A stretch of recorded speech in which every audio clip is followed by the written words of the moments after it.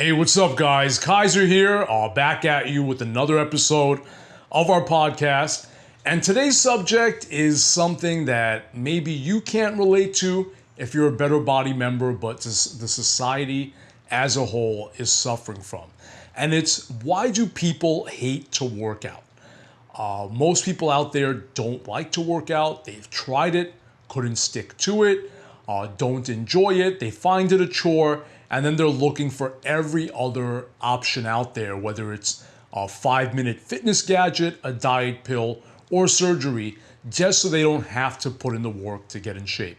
So I want to talk about that subject. I wanted to get it out in the open, and when we're aware of it, we can start to deal with it. A lot of times, a lot of the problems we're having is that you're not even aware of it. So let's put it out there that people generally don't like to work out.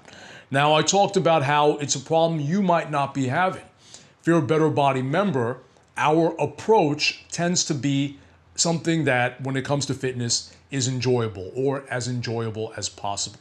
It's not as enjoyable as just sitting at home watching Netflix and eating, but for some people, in some sort of sick way, it might become more enjoyable. We have a big social element to it. You're working out with other people, positive people. It's a nice open environment, so you can see the people in the last class that you know, the people in this class. There's people that are inspiring you or people that you are inspiring. And then also the workouts themselves are designed in a way to kind of be appealing to you, which is some of the stuff we're going to get into. So in general, first off, with all of these types of things, I like to relate back to the way our bodies were developed, are meant to behave, and our biology. And in general, with every human system, we tend towards laziness. Just think about how when you go to the mall or you go somewhere and you park your car, you instinctually want to park closer to the door. The body does not want to expend any unnecessary energy. Even mentally, you always want to somehow take the easier way out. Think of some of the biggest companies out there, something like Google. It just answers your questions. You don't ever have to go to a library or do any research or even ask anyone a question ever again. So the human body, the human mind tends towards laziness. That's its natural state. And unless you have some sort of goal, some sort of shiny thing that you're approaching that is more appealing than just staying in place, you're going to stay in place. So we're fighting some of our biology. Just be aware of that. And it's something I talk about in consultations with our members all the time. It's that you have to mentally brainwash yourself towards your results. You have to have your skinny jeans by the bed, staring at you in the face every day to keep your goals top of mind.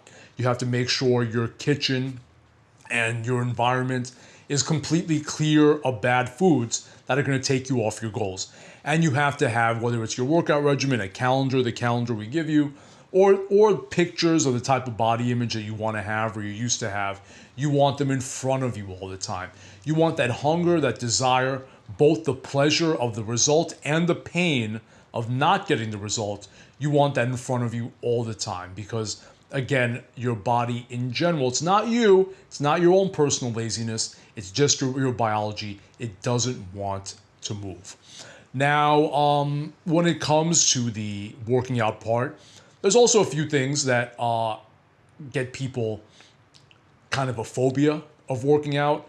And one of them is the fear of being judged. It's whether you're not in good shape now or not in good shape anymore. You feel like people are looking at you, that you're not doing things right.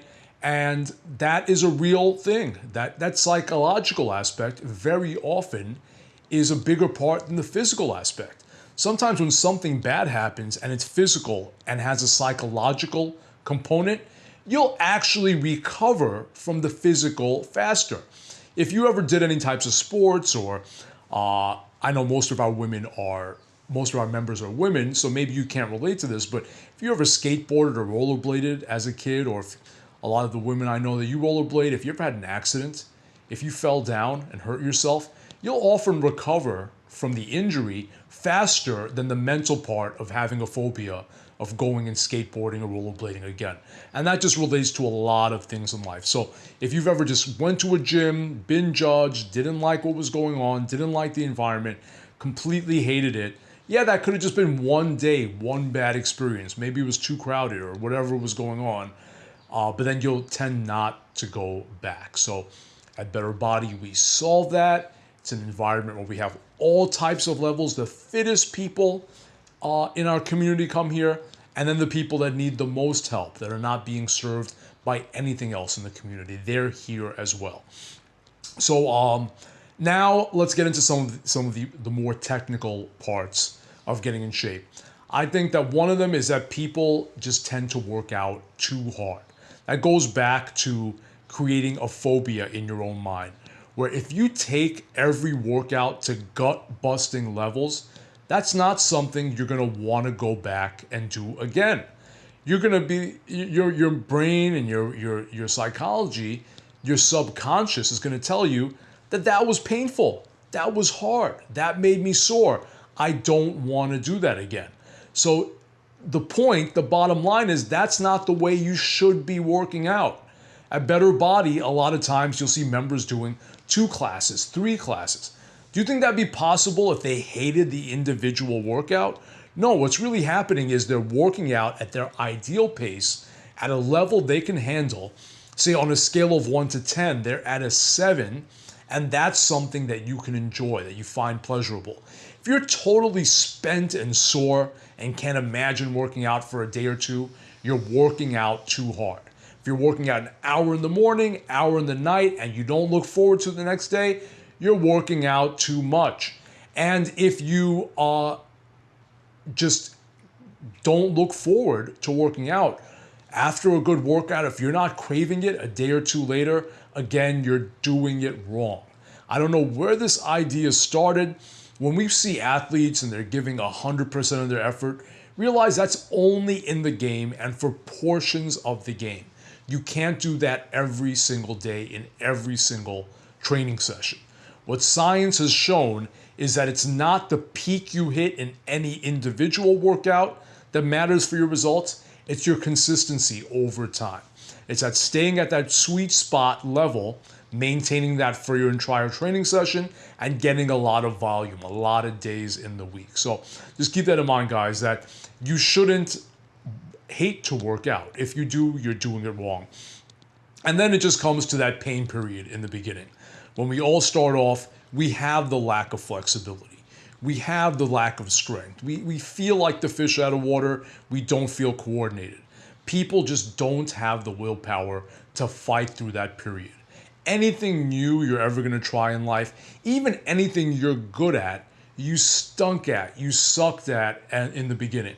But for whatever reason, you broke through it. You broke through the pain period. People refuse to do that when it comes to working out. They take the easy way out, and that's just a total mistake. That's why fitness, I always say this, fitness is a metaphor for the rest of your life. If you're not willing to face that pain period when it comes to your body until it becomes easy, then you're never gonna do it with anything else. You're gonna be in your current state, never changing, never expanding, never growing. And I'm sure that's not something that you want for your life. So when it comes to your body, that's the first step you have to take. You have to face the pain period, and then overlaying that same discipline on any other area of your life will be easy. All right, gang, so that was today's lesson. The subject, again, was why do we hate to work out? Hopefully you don't hate to work out, but if you do, I hope that this brought some clarity to the subject, and it's gonna make your training and your overall results come much easier. So that's it for today, gang, and you'll be hearing from me again soon. Take care.